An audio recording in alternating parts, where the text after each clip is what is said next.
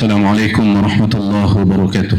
إن الحمد لله نحمده ونستعينه ونستغفره ونعوذ بالله من شرور أنفسنا ومن سيئات أعمالنا. من يهده الله فلا مضل له ومن يضلل فلا هادي له. وأشهد أن لا إله إلا الله وحده لا شريك له وأشهد أن محمدا عبده ورسوله. يا أيها الذين آمنوا اتقوا الله حق تقاته ولا تموتن إلا وأنتم مسلمون. يا أيها الناس اتقوا ربكم الذي خلقكم من نفس واحدة وخلق منها زوجها وبث منهما رجالا كثيرا ونساء واتقوا الله الذي تساءلون به والأرحام إن الله كان عليكم رقيبا. يا أيها الذين آمنوا اتقوا الله وقولوا قولا سديدا يصلح لكم أعمالكم ويغفر لكم ذنوبكم ومن يطع الله ورسوله فقد فاز فوزا عظيما. أما بعد فإن أصدق الحديث كتاب الله وخير الهدى هدى نبينا محمد صلى الله عليه وسلم وشر الأمور محدثاتها فإن كل محدثة بدعة وكل بدعة ضلالة وكل ضلالة في النار. Sidang Jumat rahimani wa rahimakumullah. Al-Imam Al-Baihaqi dan yang lainnya meriwayatkan sebuah hadis dari Anas bin Malik radhiyallahu taala an bahwa Nabi sallallahu alaihi wasallam bersabda, "Thalathun munjiyatun wa thalathun muhlikat." Ada 3 perkara yang menjadi sebab keselamatan dan ada 3 perkara yang menjadi sebab kebinasaan. Sesungguhnya hadis ini merupakan hadis yang sangat penting untuk kita perhatikan, karena pada dasarnya setiap orang siapapun dia, setiap orang di dunia ini pasti menginginkan keselamatan dan pasti berusaha menghindarkan diri dari kebinasaan. Meskipun pada kenyataannya kadang sebagian mereka disebabkan oleh kejahilan akhirnya menempuh sebab-sebab kebinasaan dan menganggapnya sebagai sebab keselamatan. Sebaliknya, menjauhkan diri dari sebab-sebab keselamatan karena menganggapnya sebagai sebab kebinasaan. Semuanya disebabkan karena kejahilan. Namun sekali lagi, pada dasarnya setiap orang menginginkan keselamatan dan menginginkan untuk terhindar dari kebinasaan.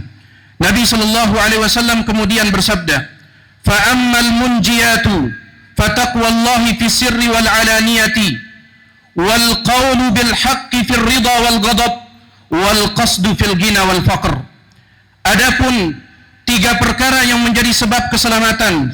Yang pertama adalah bertakwa kepada Allah Subhanahu wa taala, baik di saat sendirian maupun di tengah keramaian. Yang kedua, selalu mengucapkan kalimat yang benar, baik ketika sedang senang maupun tidak senang, baik ketika sedang suka maupun benci.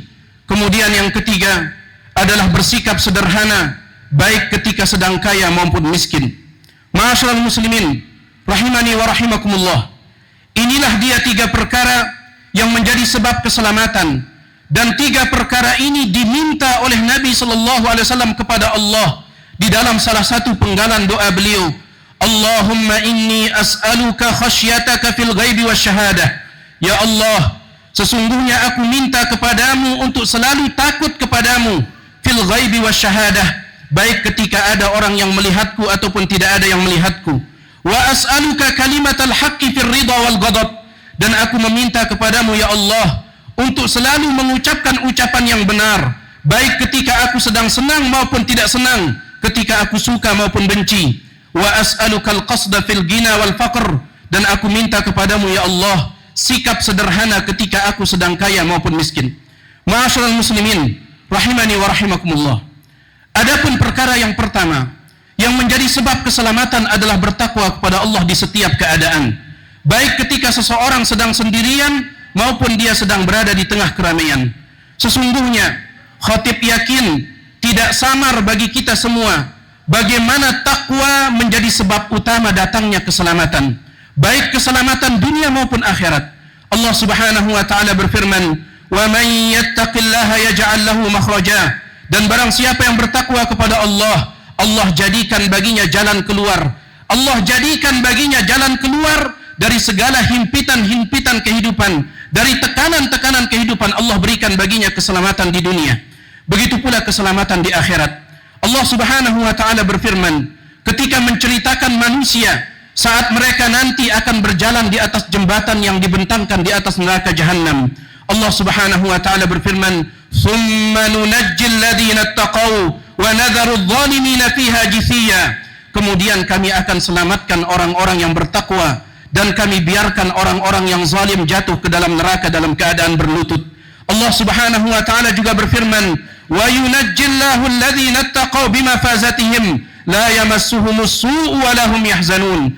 Dan Allah nanti pada hari kiamat akan menyelamatkan orang-orang yang bertakwa karena keberuntungan mereka. Mereka tidak akan tersentuh oleh siksaan dan mereka juga tidak akan perlu bersedih hati. Akan tetapi perlu dipahami, sekali lagi takwa yang menjadi sebab keselamatan adalah takwa di setiap keadaan. Ketika Anda sedang sendirian ataupun ketika Anda tengah berada di tengah keramaian. Adapun ketika seseorang hanya menampakkan ketakwaan ketika dia sedang berada di tengah keramaian, namun ketika sendirian dia jauh dari kata takwa tersebut, sesungguhnya itu bukanlah takwa yang sebenarnya. Justru itu adalah tanda kemunafikan yang menjadi sebab kebinasaan nanti pada hari kiamat. Nabi sallallahu alaihi wasallam bersabda dalam hadis yang diriwayatkan oleh Ibnu Majah dengan sanad yang sahih, "Inni la'alamanna aqwaman min ummati ya'tuna yawmal qiyamati bihasanatin ka'amthali jibali tihamah bidan fayaj'aluha Allahu haba'an manthura." Sesungguhnya aku mengetahui, kata Nabi alaihi salatu wasallam, aku mengetahui akan ada nanti sekelompok orang dari umatku. Mereka datang pada hari kiamat membawa pahala yang besar bagaikan gunung yang besar. Akan tetapi pahala tersebut Allah jadikan seperti debu yang berterbangan. Para sahabat pun bertanya saking takutnya mereka. Mereka mengatakan, "Sifhum lana ya Rasulullah hatta la nakuna minhum." Ya Rasulullah, beritahukan kepada kami tentang ciri orang-orang tersebut supaya kami tidak seperti mereka. Maka di antara yang disebutkan oleh Nabi SAW, "Ya'khuduna kama ta'khudun." Mereka beribadah sebagaimana kalian beribadah. Itulah pahala seperti gunung besar yang mereka bawa. "Walakinnahum qaumun idza khalau bimaharimillah intahakuha." Tetapi mereka adalah suatu kaum, kalau mereka sedang sendirian dan ada peluang untuk berbuat dosa, maka mereka tidak berpikir panjang, mereka langsung melakukan dosa tersebut. Maka perkara yang pertama yang menjadi sebab keselamatan adalah takwa di setiap keadaan. Perkara yang kedua yang disebutkan oleh Nabi SAW adalah al-qawlu bil haq fil ridha wal ghadab. Seseorang dia selalu berucap dengan ucapan yang benar, baik ketika dia senang maupun dia tidak senang, ketika dia suka maupun ketika dia benci. Dalam riwayat yang lain Nabi SAW mengatakan wal adlu fil ridha wal ghadab. Bersikap adil ketika sedang senang maupun tidak senang, bersikap adil ketika suka maupun benci.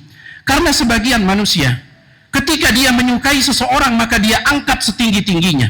Namun ketika dia membenci seseorang dia jatuhkan sejatuh-jatuhnya. Mereka bersikap sebagaimana yang diucapkan oleh Al-Imam Syafi'i rahimahullah. Al-Imam Syafi'i mengatakan, "Wa 'ainur ridha an kulli 'aibin kalilatun." Pandangan cinta akan tertutup dari segala celah. Kama anna 'ainas sukhti tubdil masawiyah. Sebagaimana pandangan kebencian akan menampakkan semua cacat, kata Imam Syafi'i rahimahullah. Tapi orang yang Allah berikan taufik untuk mendapatkan keselamatan, maka dia akan bersikap adil kepada manusia yang dia sikapi. Apabila manusia tersebut memang layak disikapi dengan benar, dia sikapi dengan benar, meskipun dia tidak terlalu mencintai orang tersebut. Disebutkan di dalam riwayat, setelah Nabi SAW berhasil menaklukkan kota Khaybar. Kota Khaybar adalah sebuah kota yang menjadi bentengnya orang-orang Yahudi.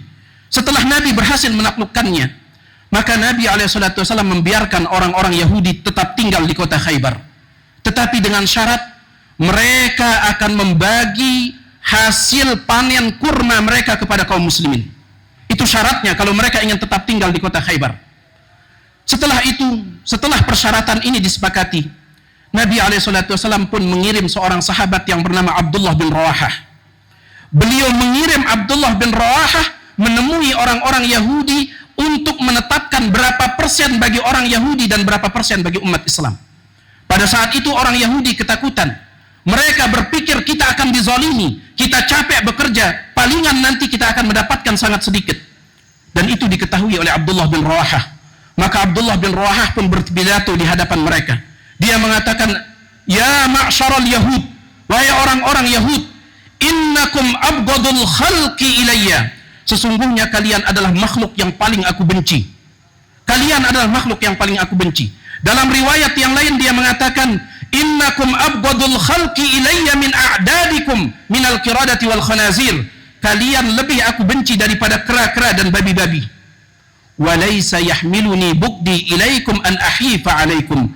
Akan tetapi kebencianku kepada kalian tidak akan membuatku menzalimi kalian. Subhanallah. Kebencianku kepada kalian tidak akan membuatku menzalimi kalian.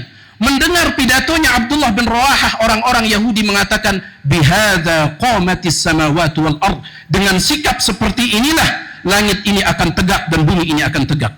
Maka orang yang diberikan taufik oleh Allah untuk selamat, dia akan selalu berkata yang benar, bersikap yang adil, baik ketika dia suka maupun dia tidak suka. Kemudian perkara yang ketiga, yang menjadi sebab keselamatan, kata Nabi SAW, al-qasdu fil ghina wal faqr. Seseorang bersikap sederhana, baik ketika dia sedang kaya maupun ketika dia sedang miskin. Sebagian manusia di saat dia diberikan keluasan rezeki, maka dia membeli segalanya. Apapun yang dia inginkan dia beli. Namun ketika rezekinya itu dipersempit oleh Allah, maka dia pun bersikap pelit. Ini adalah sikap yang tidak benar. Bahkan di dalam masalah sedekah pun Allah Subhanahu wa taala tidak menganjurkan sikap yang seperti ini. Allah Subhanahu wa taala berfirman, "Wala taj'al yadaka maghlulatan ila unuqika wala tabsutha kullal basti fataqud maluman mahsura." Janganlah engkau jadikan kedua tanganmu terbelenggu di lehermu, maksudnya pelit. Wala tabsutha kullal basti, tetapi jangan kalian buka selebar-lebarnya sehingga membuat engkau nantinya tercela dan juga menyesal. Ada orang ketika diberikan rezeki oleh Allah, semua yang dia inginkan dia perturutkan, dia beli semuanya. Orang bijak mengatakan, siapa yang selalu membeli apapun yang dia inginkan, maka suatu saat nanti dia akan terpaksa menjual apa yang dia butuhkan. Aqulu qauli hadza wa astaghfirullah li wa lakum.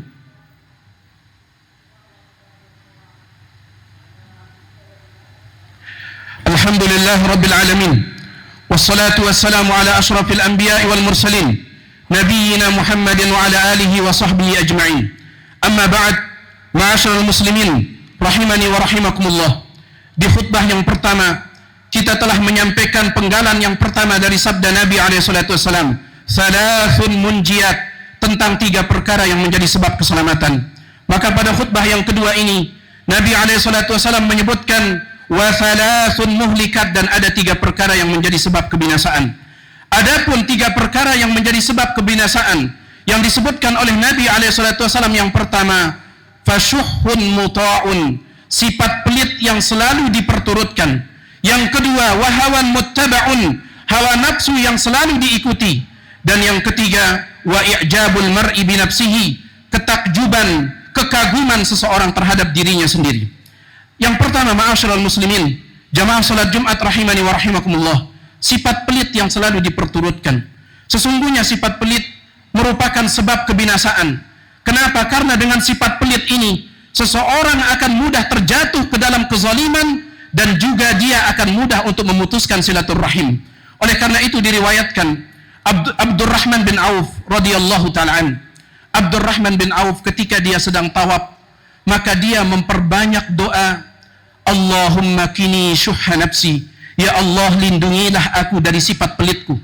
Lindungilah aku dari sifat pelitku. Dan itu yang dia ulang-ulang selama tawaf sebanyak 7 putaran itu.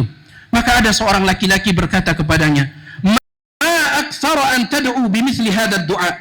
Kenapa Anda sering sekali mengucapkan doa ini dalam tawaf Anda?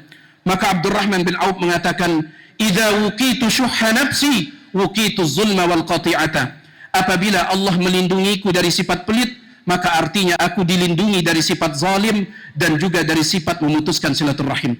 Betapa banyak orang yang berbuat zalim dalam bentuk tidak mengeluarkan zakat hartanya karena sifat pelit.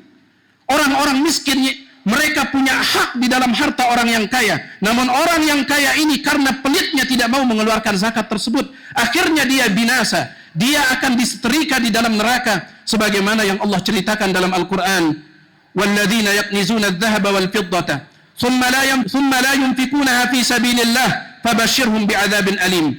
Orang-orang yang mereka menyimpan emas dan perak dan mereka tidak mengeluarkan infaknya, zakatnya di jalan Allah, sampaikan kepada mereka tentang azab yang pedih. Yauma yuhma 'alaiha fi nari jahannam, pada hari kiamat harta mereka akan dipanaskan di dalam neraka jahannam. Fatukwa biha jibahuhum wa junubuhum wa zuhuruhum.